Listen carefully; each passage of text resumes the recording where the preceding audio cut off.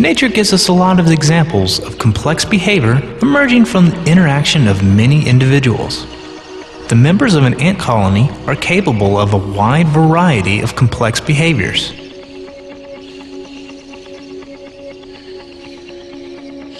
Finding and transporting food. Constructing elaborate underground complexes of tunnels and chambers.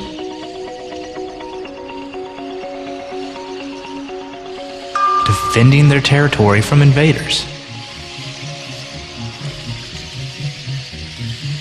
Such activity would seem to involve a great deal of planning, memory, and coordination. But there's no head ant that draws up the blueprints of a colony and gives directions to the worker ants. Turn that tunnel to the left. Bring that piece of sand over here. Instead, each ant follows a very simple set of rules based on cues from its environment and from activity of ants nearby.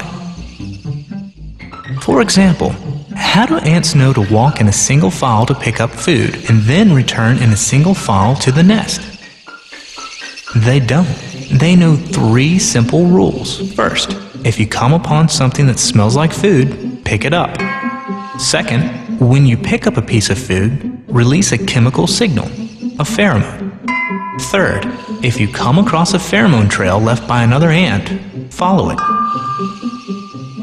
Let's see what happens when a group of ants follow these 3 simple rules. The first ant wanders about in its environment and picks up a piece of food. She releases a chemical signal and begins to leave a trail. As the ant continues to wander, other ants stumble upon her trail. They follow this trail and are led to the food.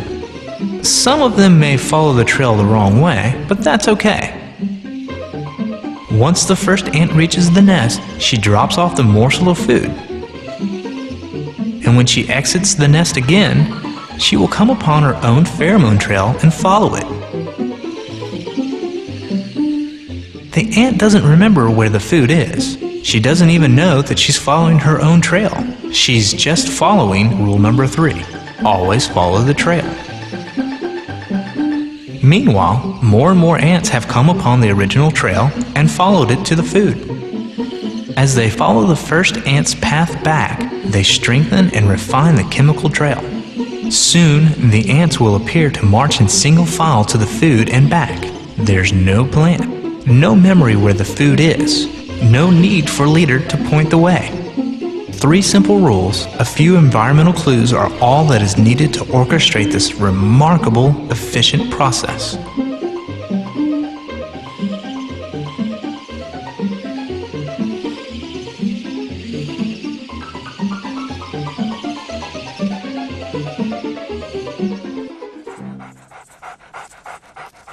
From dog stars to dog and paw stars, we are now embarking on the age of robots.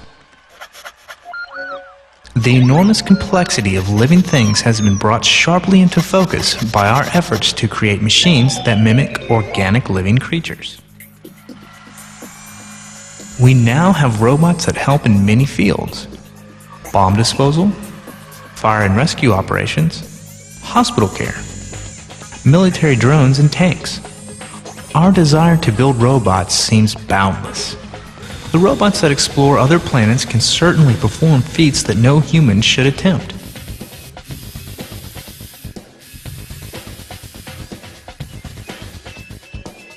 From laser eye surgery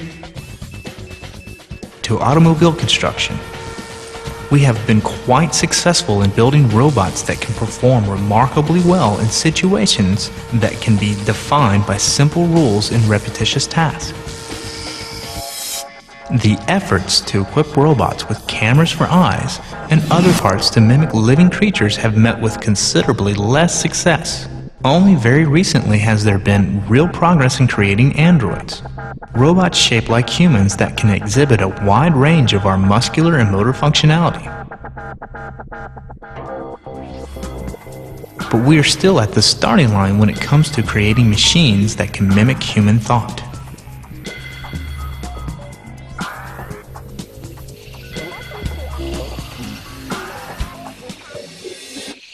It is easy to imagine an ant or a robot as a mindless agent following simple rules that produce the illusion of complexity. But what of the human mind? Surely everything that humans do, from designing skyscrapers to composing symphonies, is not the product of a few simple behaviors. And yet it might be. Because everything that humans do, or think, or feel, is a result of these basic units of brain structure, the neurons. The human brain contains more than 100 billion neurons. Just like a single ant could never build an anthill, a single neuron can't think or feel or remember. A neuron's power is a result of its connections to other neurons. Each neuron is connected to as many as 1,000 of its neighbors. These trillions of connections provide the playing field upon which the complex activity of the brain takes place.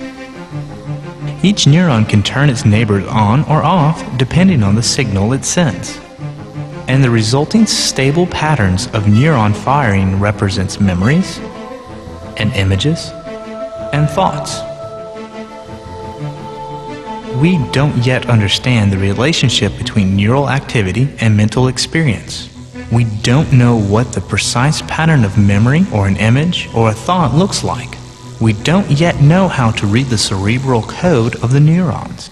But by looking at the behavior of other complex systems from anthills to computer simulations, we may yet learn some techniques that allow us to work our way up from the activities of a few neurons to see the structure that emerges from the whole.